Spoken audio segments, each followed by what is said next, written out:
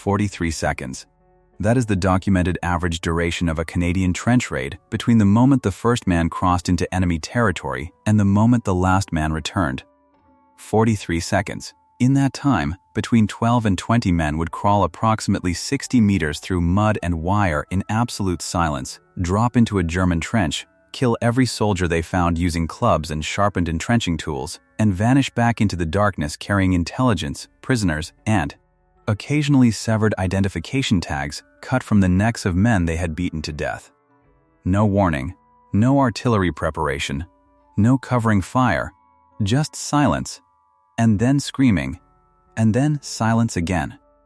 American officers observing Canadian positions in the spring of 1918 filed reports describing the aftermath of these raids with a consistency that borders on revulsion. The word that appears most frequently in declassified observation logs is not effective or successful. It is disturbing. One U.S. Army liaison officer attached to the Canadian Corps wrote in an April 1918 intelligence summary that Canadian raiding parties returned to their own lines smelling like blood and cordite, and that the men looked like coal miners, their faces blackened, their hands wrapped in cloth. Their uniforms soaked through with mud and worse. The Germans had a name for them: Sturmtruppen der Nacht, stormtroops of the night. But the name the Canadians used for themselves was simpler: trench cleaners. By the winter of 1915, the Western Front had metastasized into approximately 764 kilometers of parallel trench systems stretching from the North Sea to the Swiss border. Both sides had committed to a doctrine of static defense anchored on massed artillery, barbed wire obstacles measuring between 15 and 30 meters deep, and interlocking machine gun positions sited to deliver enfilade fire across no man's land. The British Expeditionary Force, including the Canadian Expeditionary Force operating as an independent corps under British command, faced a German army that had spent months fortifying defensive positions designed to be impregnable. The mathematics of this stalemate were simple and catastrophic. A frontal assault across open ground required attackers to advance through wire under machine gun fire at a rate of approximately 45 meters per minute. German machine gun crews operating MG-08 Maxim guns could sustain a rate of fire exceeding 400 rounds per minute at effective ranges beyond 800 meters. Artillery barrages designed to suppress defensive positions required thousands of shells per 100 meters of front and gave the enemy hours of warning to withdraw into deep dugouts and return to firing positions the moment the barrage lifted. The result was attrition on an industrial scale. The Battle of the Somme, launched in July 1916, resulted in over 1 million casualties across all belligerents over 141 days of combat. British forces advancing on the first day suffered approximately 57,470 casualties, the highest single-day loss in the history of the British Army. The tactical problem was existential. How do you break a defensive system designed to kill attackers faster than they can be replaced? The British response was firepower, more shells, heavier guns, creeping barrages that advanced ahead of infantry at a rate of 100 meters every 4 minutes. The French response was LAN and mass assault. The German response was elastic defense in depth. The Canadian response was different. It began in February 1915 at Neuve-Chapelle, where Lieutenant Colonel Arthur Currie of the 2nd Canadian Infantry Brigade watched British and Indian troops lose over 11,000 men in an offensive that gained precisely 1,200 meters of ground. Currie was a former real estate speculator and militia officer with no formal military education beyond what he had absorbed through reading and observation. He was also a man incapable of accepting a problem without attempting to solve it. What Currie observed at Neuve-Chapelle was that large-scale offensives telegraphed their intentions days in advance, gave the enemy time to reinforce threatened sectors, and relied on artillery support that was never precise enough to suppress defensive positions without killing the attackers in the same bombardment. What was needed, Currie concluded, was not more firepower. It was better intelligence. and intelligence required prisoners. Prisoners required raids, and raids, if conducted properly, required a complete inversion of every assumption underpinning Western Front doctrine. The Canadian Corps began experimenting with small unit night raids in the spring of 1915. The first attempts were clumsy and cost men for little gain. But by the winter of 1916, after 20 months of iterative refinement, the Canadian Corps had developed a doctrinal framework for trench raiding that bore almost no resemblance to conventional infantry tactics. It was codified in a classified training manual issued in January 1917 under the title Instructions for the Training of Platoons for Offensive Action. The document ran to 63 pages. 41 of those pages dealt exclusively with night raiding. The doctrine rested on three principles that would have been considered heretical by conventional military theorists of the era. First, speed and silence are weapons. The raiding party must move faster than the enemy can react and quieter than the enemy can detect. This required discarding nearly all standard infantry equipment. No rifles, no bayonets, no grenades unless absolutely necessary, no entrenching tools except those sharpened into improvised axes. The raiders carried trench clubs, wooden shafts approximately 60 centimeters long weighted with lead or studded with nails, along with brass knuckles, fighting knives, and in some units, homemade weapons fashioned from spiked iron bars and cut-down pickaxe handles. The logic was brutal and undeniable. A rifle weighing 4 kilograms slowed a man down and made noise when it struck against wire or trench walls. A club weighing 1 kilogram killed just as effectively and made no sound until it connected with a skull. The raid must be over before the enemy understands it has begun. From the moment the first man entered the enemy trench to the moment the last man withdrew, the entire action was timed to last no longer than 90 seconds. Anything longer risked enemy reinforcements arriving from adjacent trench sections or support trenches located 30 to 50 meters behind the front line. German defensive doctrine called for immediate counterattacks against any penetration of the front line, with reserves positioned to respond within 2 to 3 minutes. The Canadians built their entire operational tempo around beating that response time. Get in, kill everyone in the immediate vicinity, seize prisoners and documents, and disappear before the Germans even understood which section of trench had been hit. Third, the objective is not ground. It is information, terror, and psychological dominance. The raiders were tasked with capturing prisoners for interrogation, seizing documents and maps, destroying enemy morale, and creating a pervasive atmosphere of insecurity that prevented German soldiers from ever feeling safe in their own trenches. The physical act of killing was secondary to the psychological impact. A German soldier, found dead with his skull crushed and his identification tags missing, sent a message to every other soldier in that sector: "You are not safe here. Not even in your own trench. Not even at night. Not even when you think you are behind the protection of wire and machine guns." The Canadians understood that fear was a force multiplier. A terrified enemy made mistakes. A demoralized enemy surrendered rather than fought. To understand how this doctrine was implemented requires understanding the selection and training process that transformed ordinary infantry soldiers into raiders capable of operating in conditions of extreme psychological stress. Raiding parties were recruited from volunteers within each battalion, typically drawn from men who had already demonstrated combat effectiveness in conventional operations. The volunteers were not selected for size or physical strength.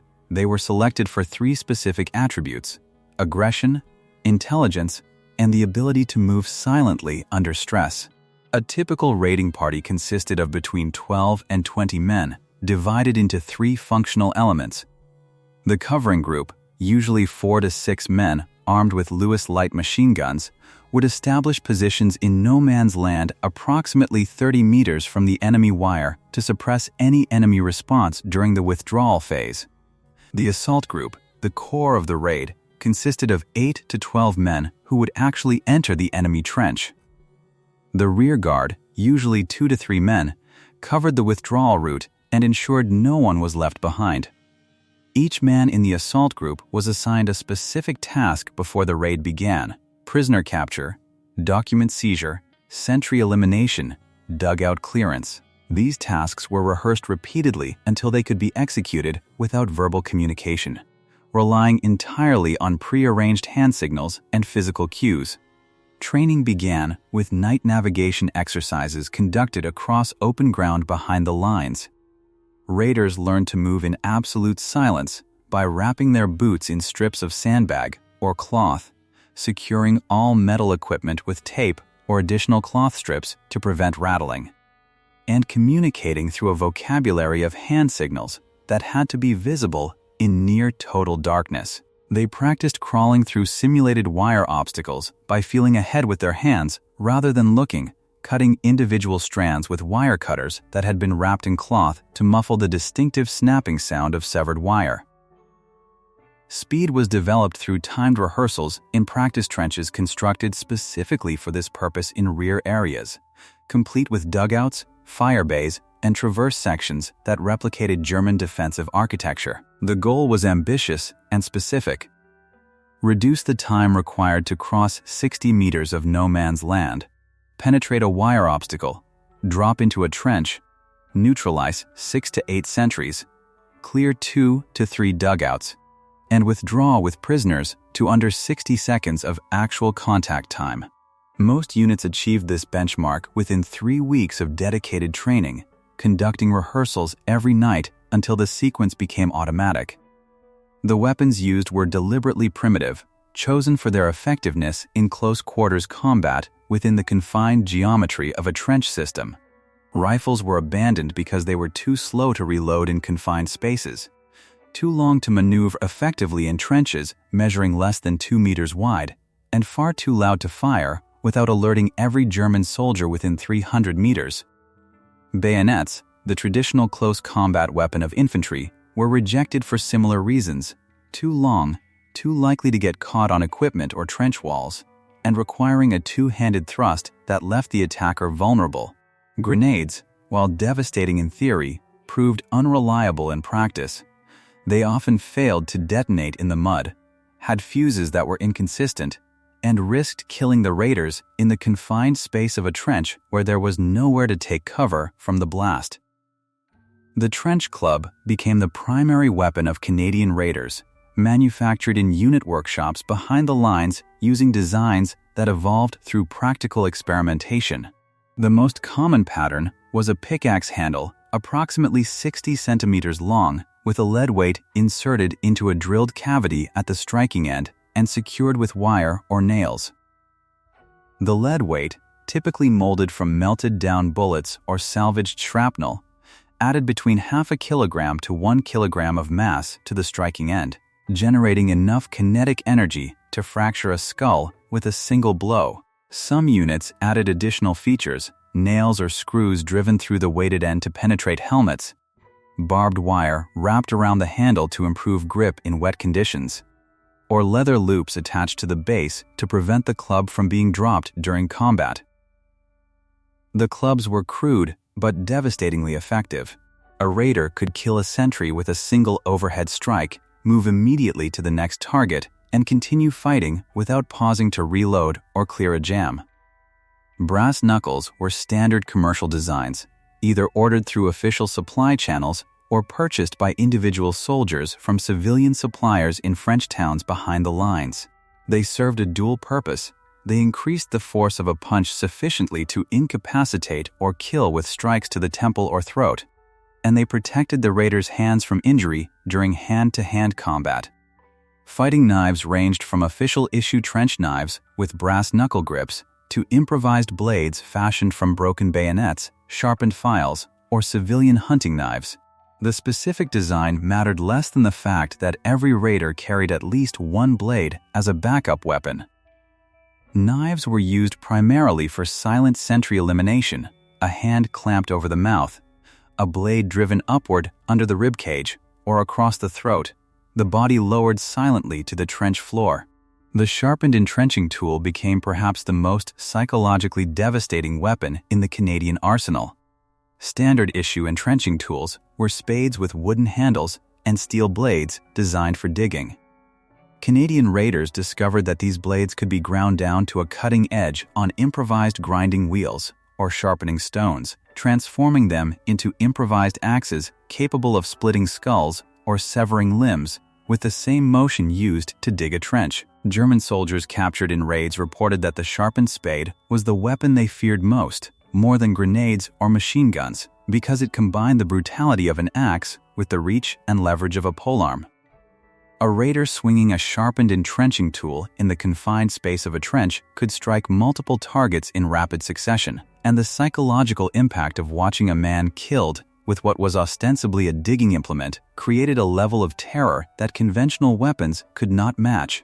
Before each raid, the assault group underwent a preparation ritual that served both practical and psychological functions.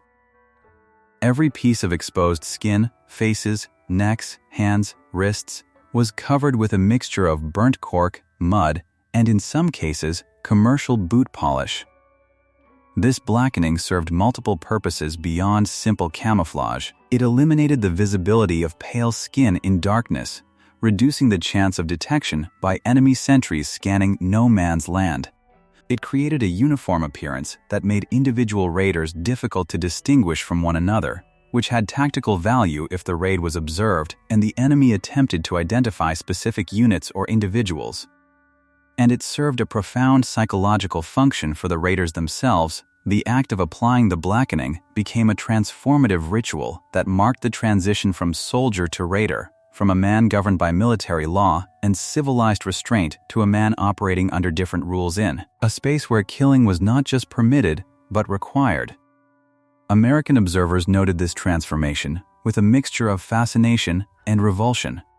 One U.S. Marine Corps officer, Captain Edward Miller, observing a Canadian raiding party prepare for a mission in March 1918, wrote in his after-action report that the process of blackening faces transformed the men from recognizable soldiers into anonymous, almost inhuman figures, and that the silence with which they prepared was more unsettling than any war cry or aggressive display I have witnessed in combat.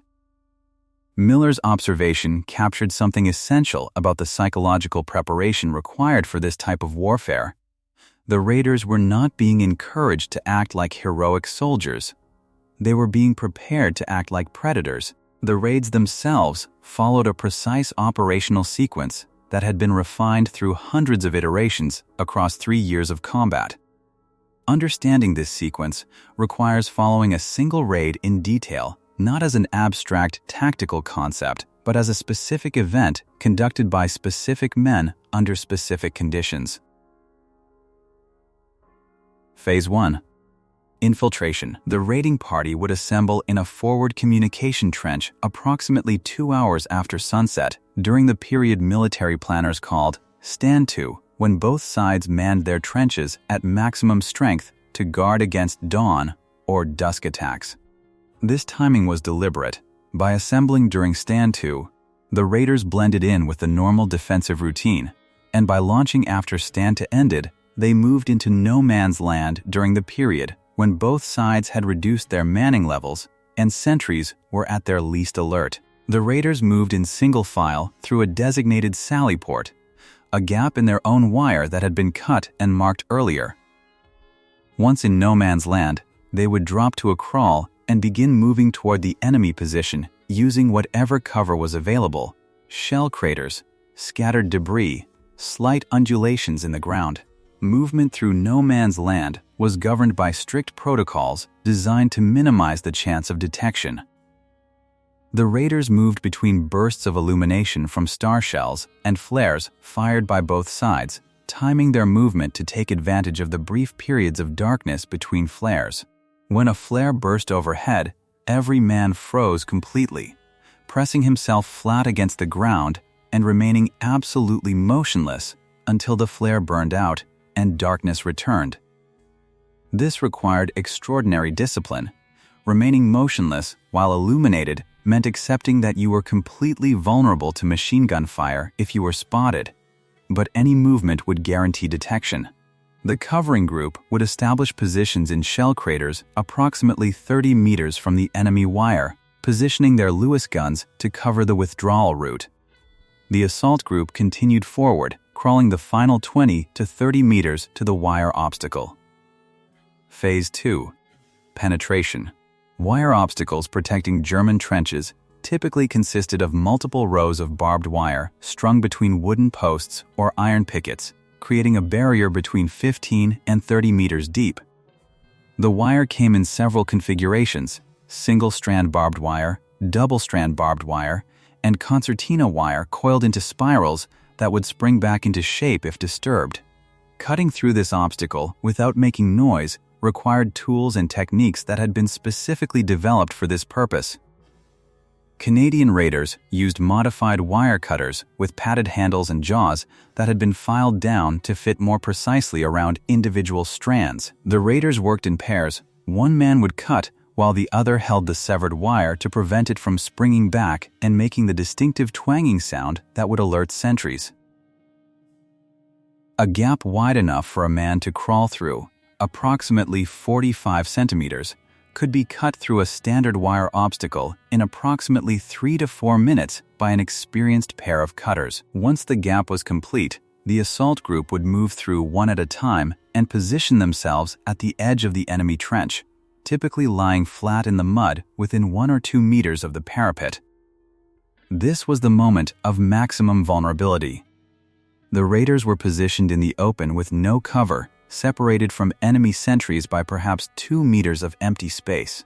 If a sentry looked over the parapet at the wrong moment, the entire raid would be compromised.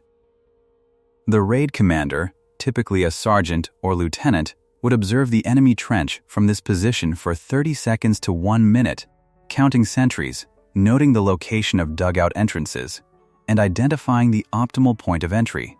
The assault would begin on a pre-arranged signal, a hand gesture, a low whistle, or simply the raid commander standing and dropping into the trench. Phase 3. Assault.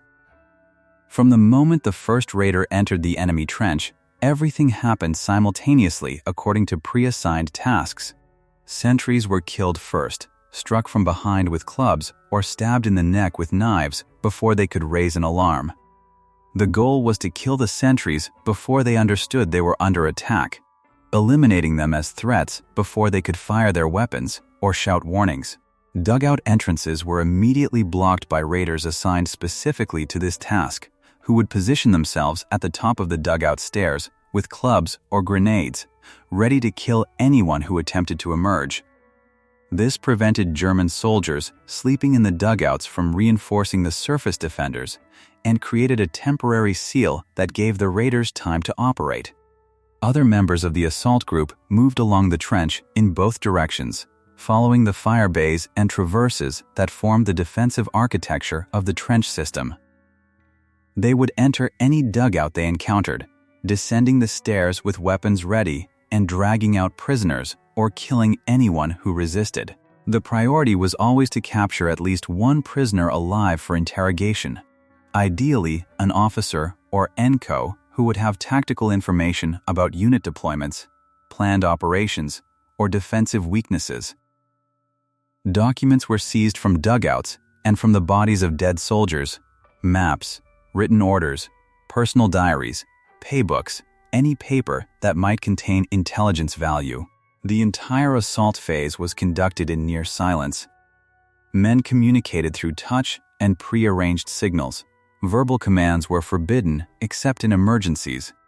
The only sounds were the impacts of clubs striking helmets or skulls, the scraping of boots on duckboards, the occasional crash of equipment falling from shelves in dugouts, and sometimes, inevitably, screaming.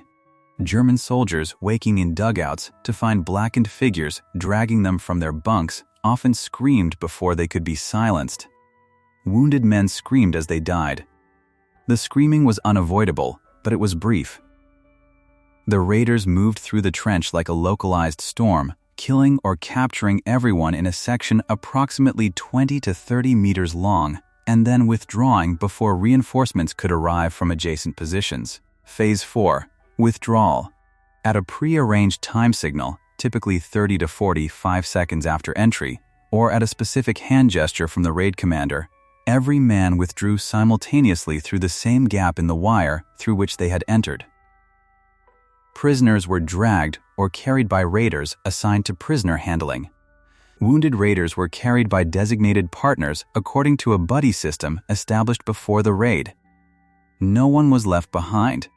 The covering group provided suppressive fire if necessary, but the goal was to withdraw before the enemy understood what had happened and could organize a response.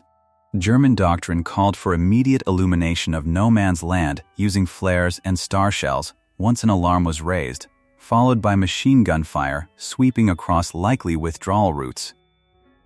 The raiders avoided this by moving during the brief window before the alarm could be properly raised, and by using pre-planned withdrawal routes that took advantage of dead ground, areas that could not be observed or fired upon from the enemy trench. The entire sequence from the moment the first raider entered the enemy trench to the moment the last raider re-entered Canadian lines typically lasted between 60 and 90 seconds of actual contact time.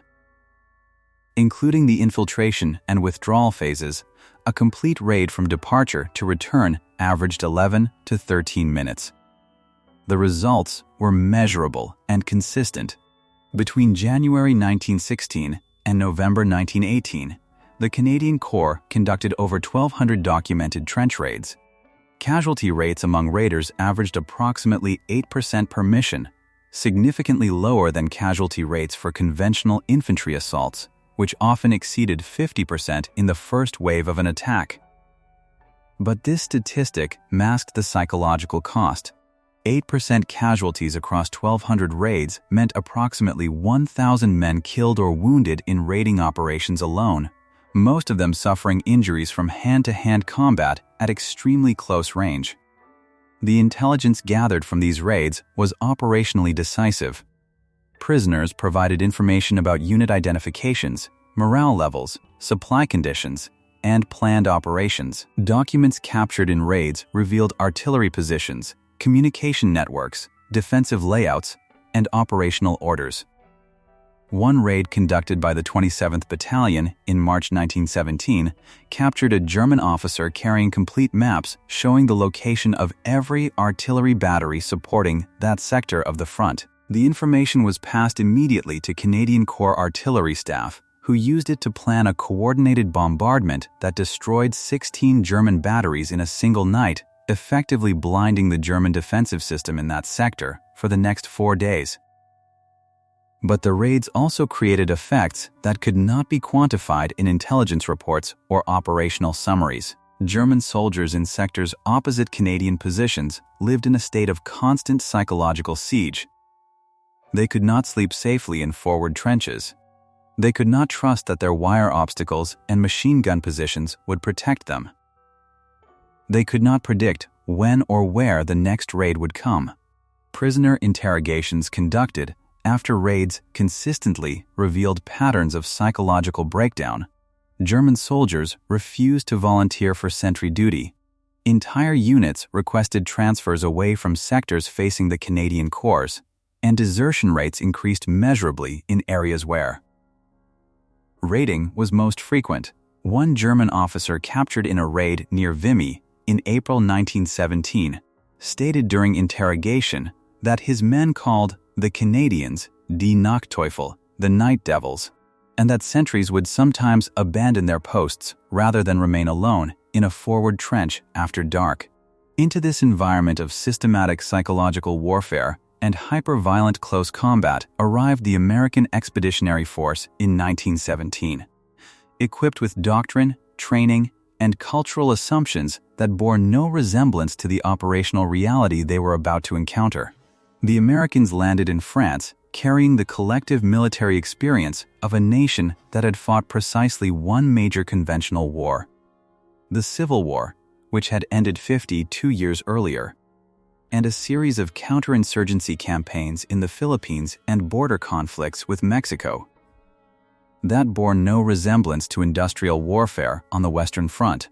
American military doctrine emphasized individual marksmanship, open-order infantry tactics, aggressive spirit, and the cult of the infantry rifleman as the decisive element on the battlefield. American soldiers trained on rifle ranges to engage targets at ranges exceeding 500 meters. They practiced advancing in extended lines across open ground. They wore broad-brimmed campaign hats rather than steel helmets. When they arrived in France and saw the trenches for the first time, many American officers refused to believe that this was where modern warfare was actually conducted.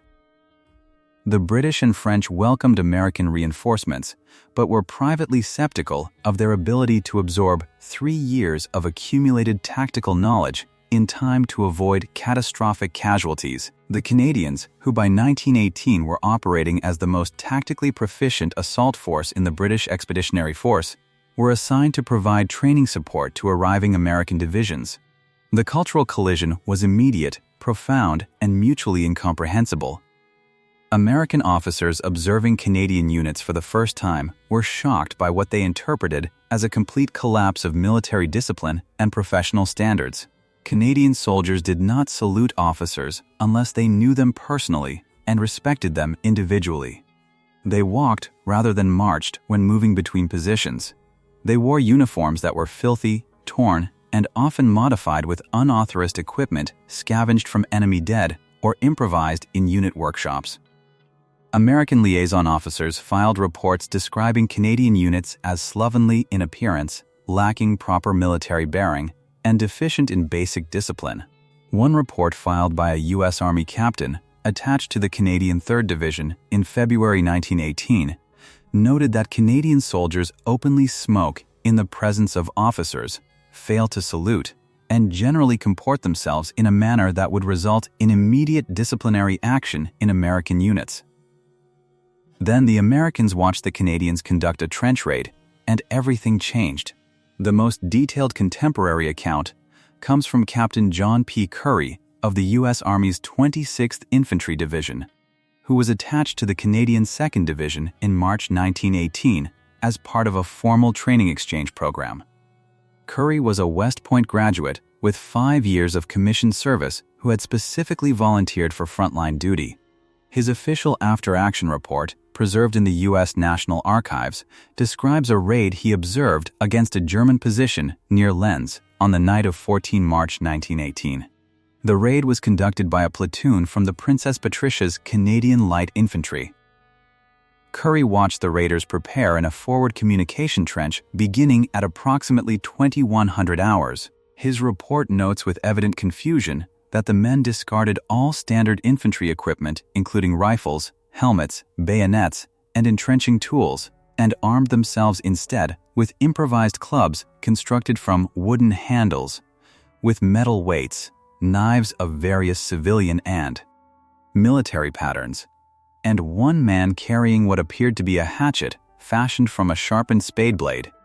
He describes watching the men cover their faces and hands with a black substance that made them nearly invisible even at close range, and notes that this preparation was conducted in complete silence without verbal orders or visible command structure. The psychological preparation disturbed Curry more than the equipment. He wrote that the men did not speak to one another or engage in the normal joking and conversation that American soldiers use to manage pre-combat stress, and that their silence was more unsettling than any war cry or aggressive display I have witnessed in training or combat operations. The raid launched at precisely 0237 hours. Curry observed from a forward listening post approximately 40 meters behind the Canadian front line. He reports that the raiding party crossed into no man's land without making any sound that I could detect, and that he lost sight of them within seconds despite clear moonlight and good visibility conditions. The raid itself lasted less than 1 minute by Curry's observation. He describes hearing a sudden commotion and shouting in German from the enemy trench approximately 4 minutes after the raiding party had departed, followed immediately by impacts that sounded like wood striking wood or metal, and what may have been the sound of grenades, though I cannot be certain. The sounds lasted perhaps 30 to 40 seconds and then stopped abruptly. German flares began bursting over no man's land approximately 1 minute later, but by that time, the raiding party was already withdrawing. The raiding party returned carrying 2 prisoners, both German soldiers who appeared to be enlisted men. Curry describes the prisoners as in a state of complete shock, unable or unwilling to respond to questions, and showing visible signs of trauma including trembling and inability to make eye contact. The raiders themselves were covered in blood, mud, and other substances I could not identify in the darkness. Curry noted that the raiders moved immediately to a communication trench and did not speak to anyone, did not celebrate or show any emotion, and did not acknowledge the presence of observers, including myself. The 2 prisoners were taken to a corps-level interrogation center. The raiders were given a rum ration and returned to their rest dugouts. The entire action from departure to return lasted 11 minutes by Curry's watch.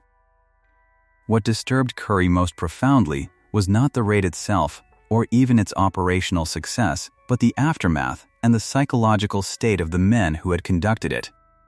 The raiders did not celebrate. They did not discuss what had happened. They cleaned their weapons with methodical care, washed the blackening from their faces, and went to sleep.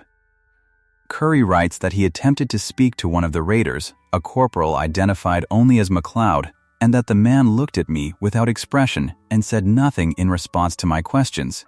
When Curry pressed the issue, the battalion commander intervened and told Curry that the raiders were not to be disturbed and that they would be normal again in a day or 2.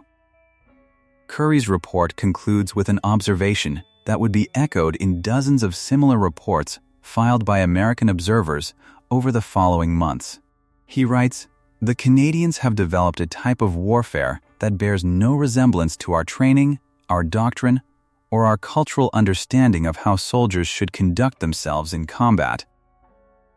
They are effective, beyond any question, but their methods are profoundly disturbing to witness, and I cannot imagine American soldiers adopting them without severe psychological consequences."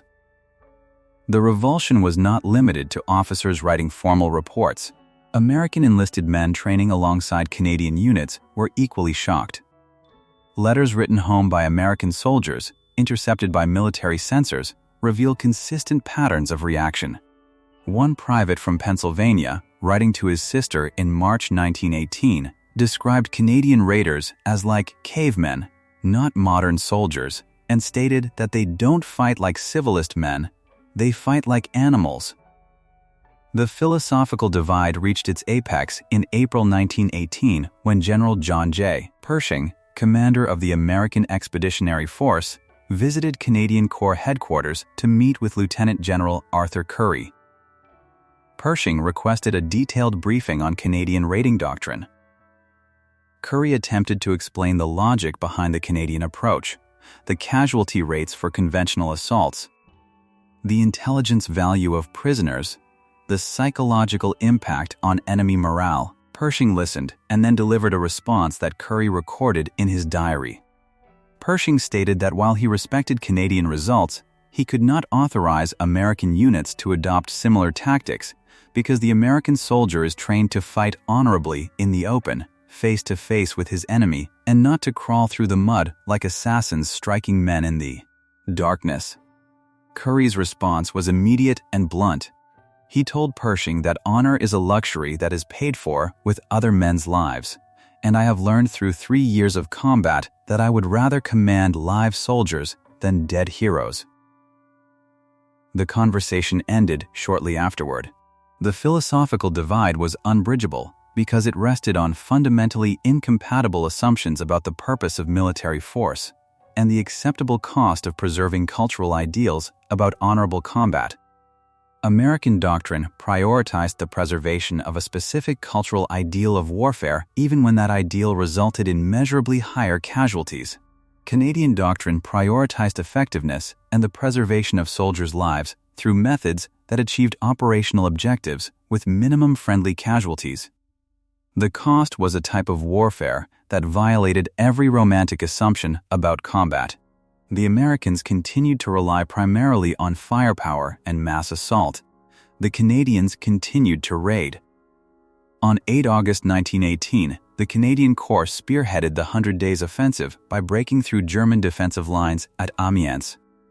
The attack succeeded because Canadian raiding parties had spent the previous 8 weeks conducting intensive raids, capturing prisoners and documents that revealed every weakness in the German defensive system. The breakthrough at Amiens advanced Allied forces 11 kilometers in a single day. German General Erich Ludendorff described 8 August 1918 as the Black Day of the German Army and attributed the collapse directly to the moral collapse of units facing Canadian assault forces. American forces, arriving in combat strength during the summer of 1918, fought with extraordinary courage and achieved significant tactical successes, but they also suffered casualties that shocked even experienced Allied commanders. American forces suffered over 320,000 casualties between June and November 1918 across approximately 5 months of sustained combat operations. The Canadian Corps, which had been fighting since 1915, suffered approximately 67,000 total casualties across the entire war spanning 48 months. The difference was doctrine, but the human cost of Canadian raiding doctrine was never fully acknowledged because the casualties that mattered most were not the ones that appeared in official statistics. The men who conducted trench raids returned physically intact, but psychologically transformed in ways that medical officers of the era did not understand and could not treat. They had spent months operating in a state of sustained psychological extremity, conducting missions that required them to kill in silence at close range, and to do so repeatedly without time to process the experience.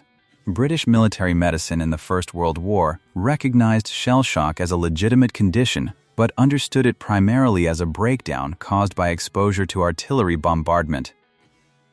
Men who conducted trench raids were not exposed to concentrated artillery fire during their missions.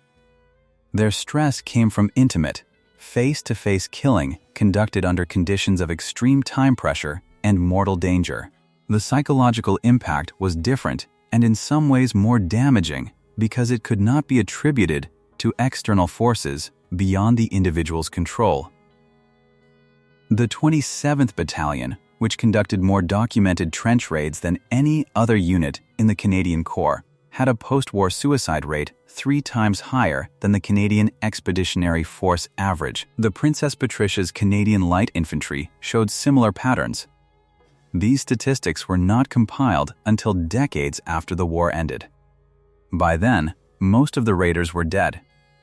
The men who survived into old age and spoke about their experiences described psychological burdens they had carried alone for decades. One veteran, interviewed in 1979 at the age of 82, described conducting 17 trench raids between 1916 and 1918, and stated that he still woke at night hearing the sounds of men dying in darkness.